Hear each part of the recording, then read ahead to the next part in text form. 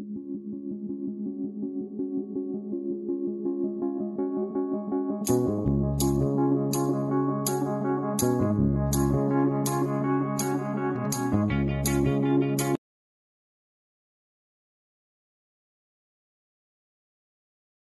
guys! For today's video is gagawa tayo ng maha. Again, for the second time, gagawa ko ng maha guys. So, ayan, buksan natin yung mga ingredients. Meron tayong whole kernel or whole na corn, and then the creamy corn. And then we have the coconut milk, and we have the evap, and we have the condensed. And of course, hindi mawawala yung cornstarch. So, ayan. First is, pagsamasamahin muna natin yung mga wet ingredients. So, dito na tayo magluluto kasi medyo malaki siya. Sana hindi masunog. So, start na tayo. So, lagay natin tong evap.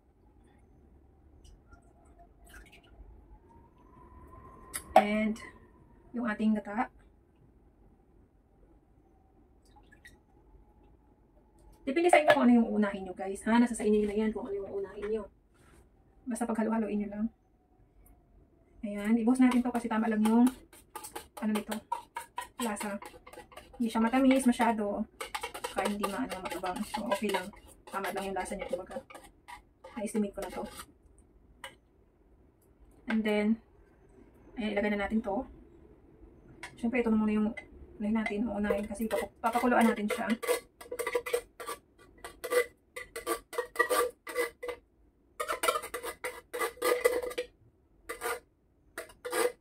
And of course, yung ating whole na corn. Yan na natin yung kalahati lang siguro ilalagay natin. Tapos mamaya na lang yung ito't magtatoppings tayo. Kalahati lang. Dahil parang laman ito guys. Madaming laman.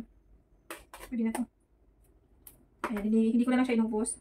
And, syempre mag-aantay ng tubig ng 2 cup. Kasi, ano sana yan eh. Parang, yung gata kasi, 2 lang yun. So mag-add lang tayo ng water kasi parang kulang yung gata natin. Tapos mix nyo lang. Bago nyo siya isalang. And then 2 cups ng ano rin yung gagawin natin. 2 cups of cornstarch. 2 cups of cornstarch. Dapat 2 cups din na water. So, equivalent sana ng ng cornstarch, ng water. Anong natin, ng coconut milk, dapat 4 cups. So, sana hindi to sana maging okay siya. And, saka natin siya sa apoy. Slow fire lang guys kasi baka didikit or something na masunog. Sana hindi yan masunog. So, ayan, isasalang na natin siya.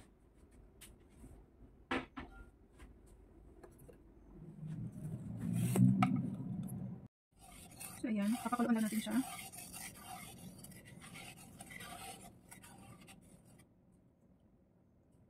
Ayan, habang hinihintay natin na kumulo yan, so magtunaw muna tayo ng cornstarch guys. So, ayan, magano tayo ng cornstarch. So, 2 cups of cornstarch. Marami na yun guys.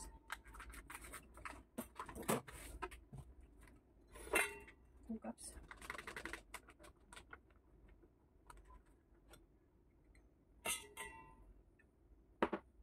Another 1 cup. Wala akong cheese. Ay, bukas ko naman siya lagyan ng cheese. Siguro. So, 2 cups. Ayan. And then, 2 cups din of, 2 cups of water. Ito na yung gagamitin natin kung So, 2 cups. 1. Ay, 2. Ayan. And, mikos-mikos lang. Mikos-mikos lang. Kasi to.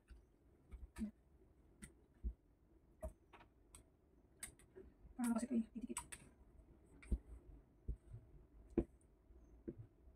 Pag nagluluto talaga guys, kailangan ng time. So, ayan na. Hanggang sa mag-melt yung cornstarch guys.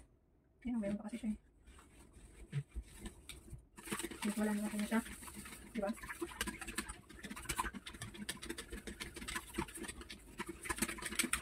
So, okay na yung natin. Na-dissolve na siya.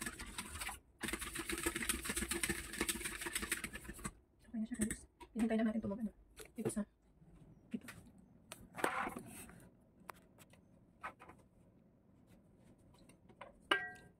Stir lang kasi ano. Kamasunog. Ito lang yung pinaka ano lang guys. Pinaka easy na ano, dessert. Diba?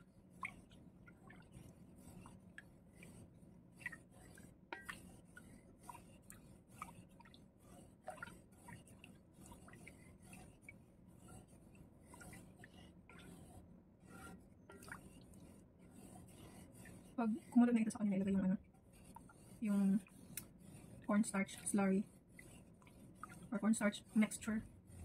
Pero ang tawag ko din slurry. Yan, pakuluan naman natin.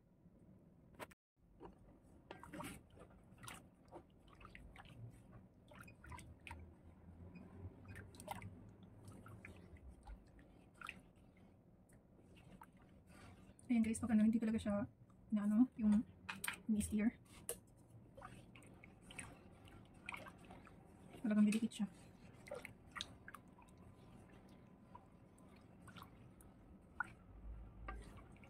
So, malapit na siya kumulo. Pakuluan lang natin. Eh, ilalagay natin yung ating cornstarch.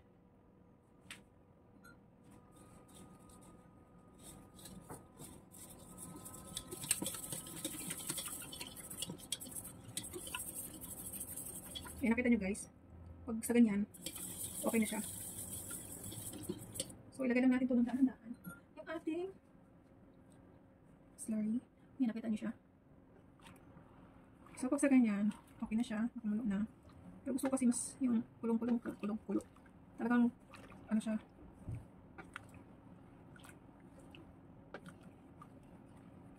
Kasi yung purpose nito is maluto yung ating sweet corn at yung gata. Diba? So, ganyan lang. And pag once na nilagay natin yung ano, yung ating cornstarch mixture, iyan na natin siya, hinaan natin yung apoy kasi mabilis lang siya mag-absorb. So, ayan, nakita niyo siya. So, pwede na siya natin lagyan. So, hinaan natin yung apoy. So, mga tug lang. Ganyan lang. And, pwede natin ilagay itong ating cornstarch mixture. So, ganyan. So, ang dami pala nito guys. 2 cup. So, ganyan lang. And continue mixing lang kasi iwasan nyo na didikit sa ano or masusunog yung ating mixture. Nakita nyo ganyan siya. So, continue lang ng ano paghalo kayo pag mekos-mekos hanggang sa mag-absorb na yung ating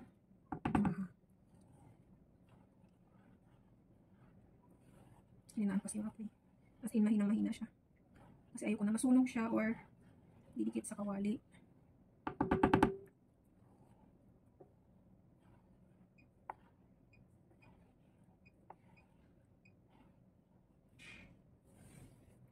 Kasi ang gusto kong consistency is ano siya. Tama lang.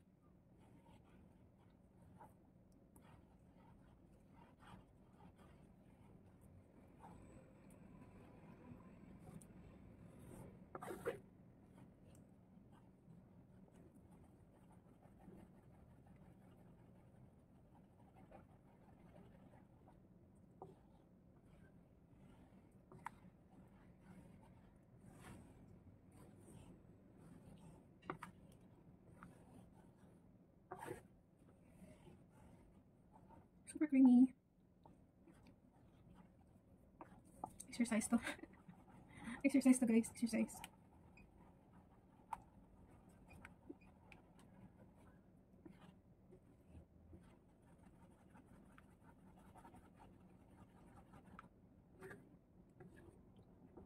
Yum yum.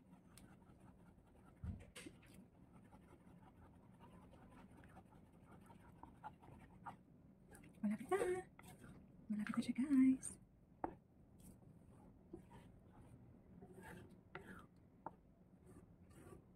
Wala kasi ng cheese. Bukas ko na lang ito siya lagyan ng cheese.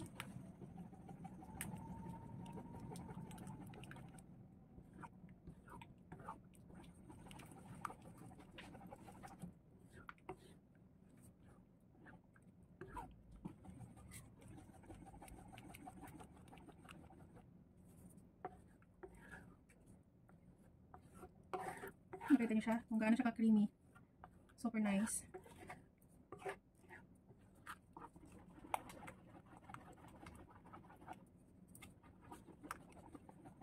So, pwede na siya isalin dun sa, sa lalagyan. Dapat mabilisan lang yung pag kasi magdadry siya. Di ba ang ganda?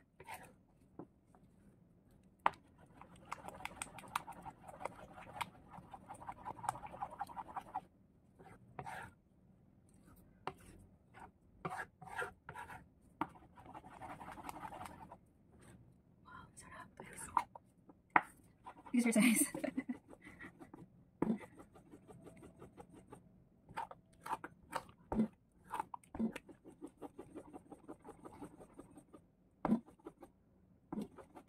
Pwede na.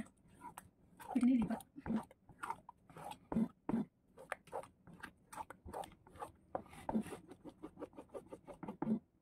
Okay natin. Grabe, super creamy. Nakita niyo siya. Ganyan yung consistency na gusto ko. So, yan. Isalin na natin doon sa lagayan.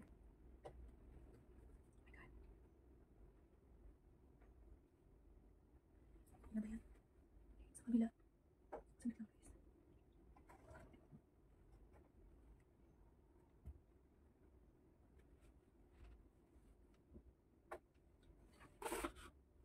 Sobrang bigat na kawali.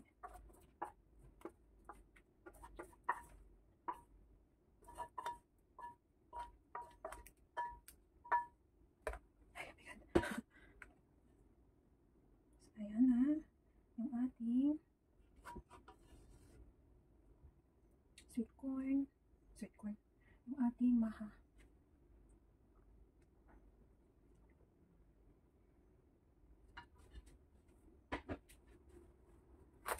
Ayan. Ayan na guys. Look how creamy. So instead na wala tayong cheese. Ayan, mag-spread na lang tayo siya ng sweet corn kasi wala tayong cheese guys. Pagpasensyahan nyo na. Ito na lang muna. At least diba meron? Diba? Ganun lang. Simple. Kung ano meron, huwag na maghanap. Nang wala. Diba? So, ayan na. Look how beautiful. Like you. Ay, ganun. Diba? Yummy yarn. Try nyo na guys. Subukan nyo na. It's ready to eat. Bukas pa pala yan guys.